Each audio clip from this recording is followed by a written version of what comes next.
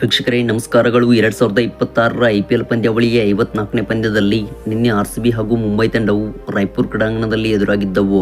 ಇನ್ನು ವೀಕ್ಷಕರೇ, ಈ ಒಂದು ರೋಚಕವಾದ ಪಂದ್ಯದಲ್ಲಿ RCB ತಂಡವು 2 ವಿಕೆಟ್ಸ್ಗಳ ಭರ್ಜರಿ ಗೆಲುವು ದಾಖಲಿಸಿ ಅಂಕಪಟ್ಟಿಯಲ್ಲಿ ಮೊದಲ ಸ್ಥಾನವನ್ನು ಪಡೆದುಕೊಂಡಿತು.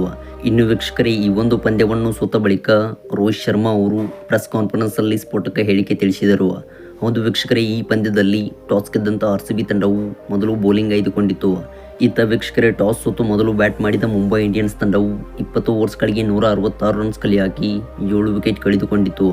ಬಳಿಕ ವೀಕ್ಷಕರೇ, ಈ ಒಂದು ಗುರಿಯನ್ನು ಬೆನ್ನಟ್ಟಿದ್ದ ರಾಯಲ್ ಚಾಲೆಂಜರ್ಸ್ ಬೆಂಗಳೂರು ತಂಡವು 2 ವಿಕೆಟ್ಸ್ಗಳ ಭರ್ಜರಿ ಗೆಲುವು ದಾಖಲಿಸಿ ಈ ಒಂದು ಪಂದ್ಯವನ್ನು ರೋಚಕವಾಗಿ ಗೆದ್ದುಕೊಂಡಿತು.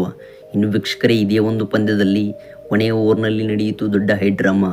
ಇನ್ನು ವೀಕ್ಷಕರೇ, ಇದರ ಬಗ್ಗೆ ಮಾತನಾಡಿದ ರೋಹಿತ್ ಶರ್ಮಾ ಅವರು ಸ್ಫೋಟಕವಾಗಿ ಹೇಳಿಕೆ ಕೊಟ್ಟಿದ್ದು ಇಲ್ಲಿದೆ.